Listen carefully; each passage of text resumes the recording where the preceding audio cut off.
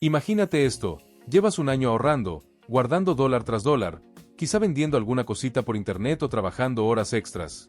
Ves las noticias, ves la inflación, ves que tu dinero vale menos cada mes. Y entonces escuchas la historia. Bitcoin es el futuro, es el oro digital, es el refugio contra la devaluación. Y claro, tiene sentido, ¿no? Un activo que nadie controla, limitado, escaso. Ves que los grandes fondos están entrando, que los ETF ya son una realidad. Así que tomas ese dinero que tanto te costó ganar, quizá $10,000 de tus ahorros, y compras. Y al principio todo bien, ves el saldo verde, sonríes. Pero de repente, sin que pase nada malo en el mundo real, sin que ningún gobierno te quite tus monedas, el precio empieza a caer. Y no cae un poquito, cae un 10%, luego un 20%. Y tú te preguntas, ¿cómo es posible si esto era un refugio? ¿Cómo es posible si compraron los grandes bancos? Si te has sentido así, si has visto tu capital esfumarse sin entender por qué, quédate viendo este video. Porque lo que está pasando con Bitcoin no es mala suerte, es matemática pura.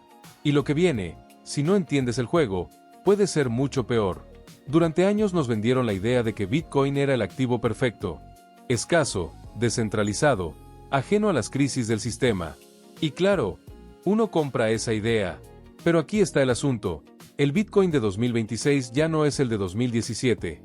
Hoy, ese activo que compraste está en el centro de un castillo de naipes financiero que mueve más de $75,000 millones. $75,000 millones. Sí, así como lo escuchas.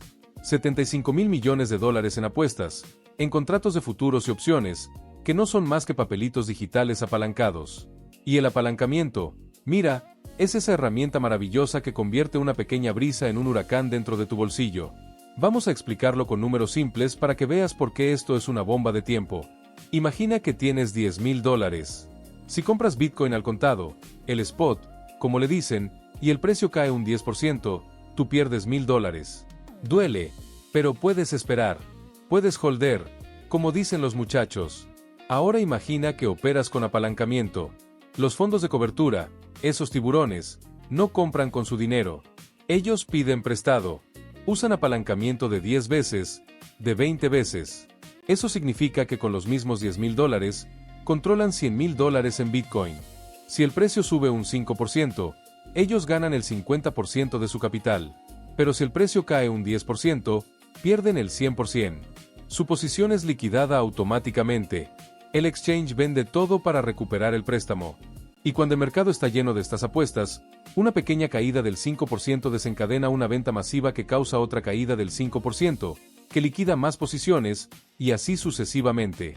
Es una reacción en cadena. Es el efecto dominó.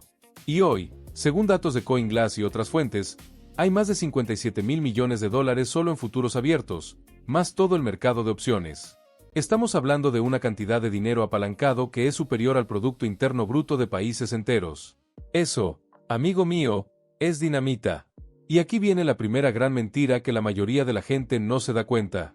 Durante años nos dijeron que los ETF traerían estabilidad, que la entrada de Wall Street haría de Bitcoin un activo maduro. Pues bien, los datos muestran lo contrario. Desde octubre de 2025, los ETF de Bitcoin al contado en Estados Unidos han visto salidas por más de $8,500 millones. $8,500 millones. Eso es capital huyendo. ¿Y sabes qué pasó en ese mismo periodo? El precio de Bitcoin cayó más de un 40%. Pero lo realmente preocupante no es solo la salida, es el comportamiento de los grandes actores. Los futuros en el CME, que es la bolsa de Chicago donde operan los institucionales de verdad, se han reducido en 2/3. Pasaron de estar por las nubes a rondar los 8,000 millones. ¿Qué significa eso? Significa que los que saben, los que tienen la información de primera mano, están quitando el pie del acelerador. Están saliendo. Y cuando el barco se vacía, los que nos quedamos adentro sentimos el oleaje mucho más fuerte. Pero hay algo aún más profundo, más estructural. Algo que ni siquiera los analistas de televisión mencionan.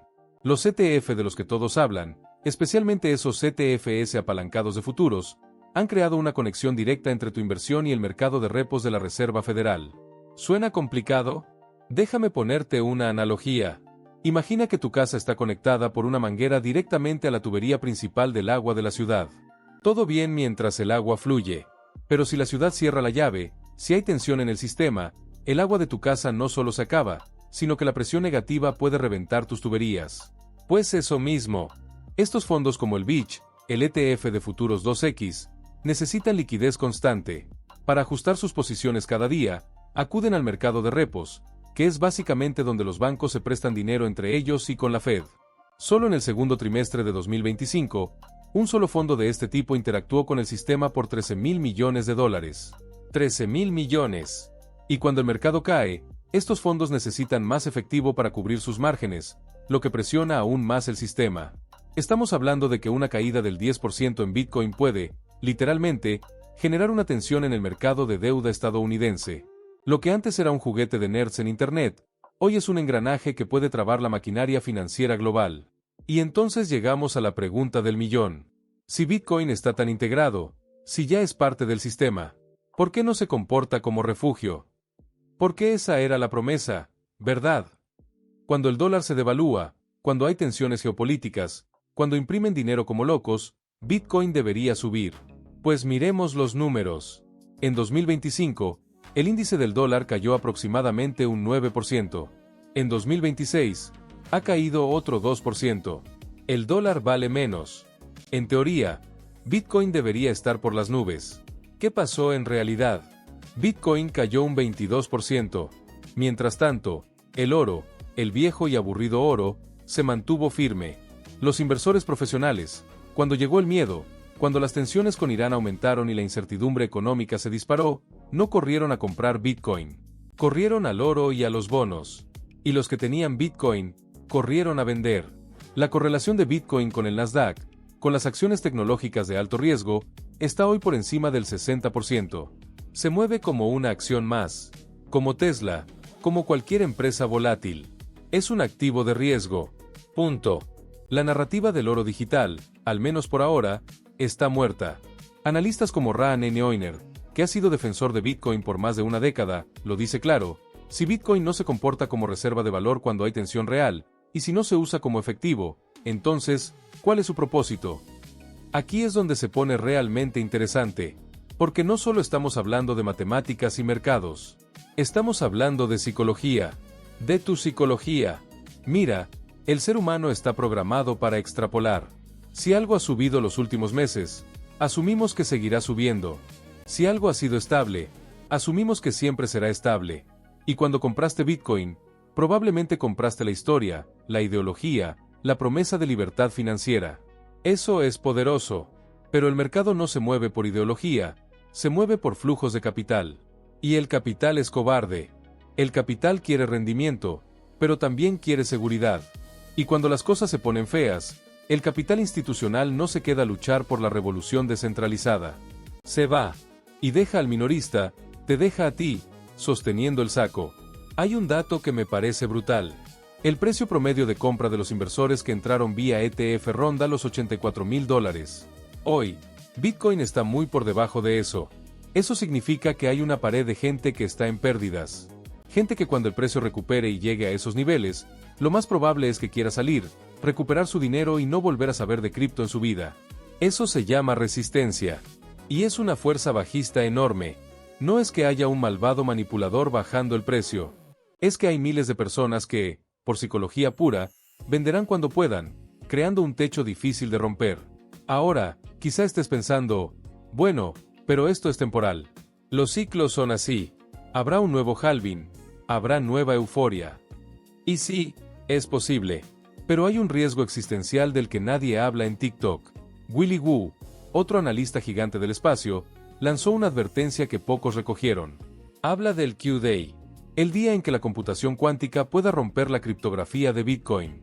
Estiman que falta entre 5 y 15 años para eso, pero el mercado ya está empezando a descontar ese riesgo. Y lo más grave, si Bitcoin tiene que actualizarse para ser resistente a lo cuántico, ¿qué pasa con los 4 millones de Bitcoins que se consideran perdidos? Esas carteras inactivas, de Satoshi incluido, podrían ser recuperables. Y si vuelven al mercado, imagina el impacto. 4 millones de Bitcoins. Para que te hagas una idea, desde 2020, todas las empresas y ETF juntos han acumulado solo 2,8 millones. Es 8 años de acumulación institucional que podría volver de golpe.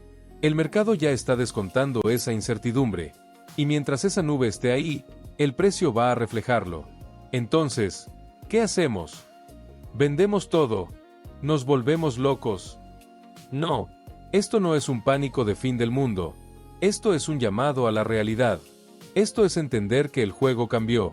Ya no estamos en 2017 donde unos pocos entusiastas movían el precio. Hoy compites contra fondos de cobertura que tienen algoritmos, que tienen información, que tienen abogados en Washington. Y si no entiendes las reglas nuevas, vas a perder. Aquí van los pasos accionables. Primero, revisa tu apalancamiento.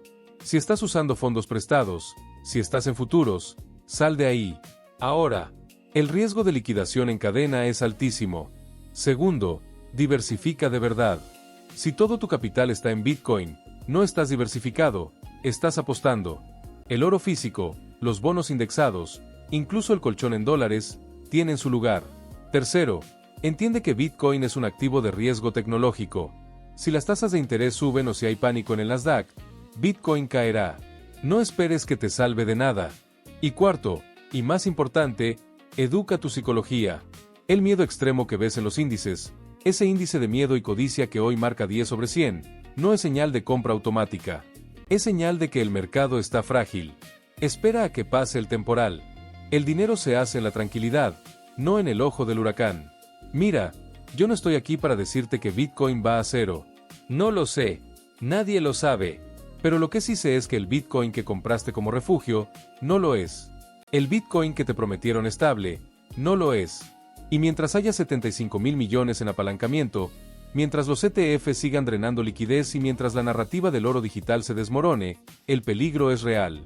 Pero también es real la oportunidad de aprender, de ajustar el barco, de tomar el control de tus finanzas sin depender de cuentos de hadas.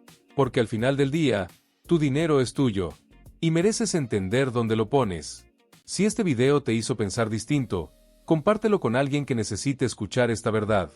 Si este video te ha hecho pensar de otra forma sobre tu dinero, por favor, dale like y suscríbete al canal. No te pierdas los videos que aparecen en pantalla. Nos vemos en el próximo video.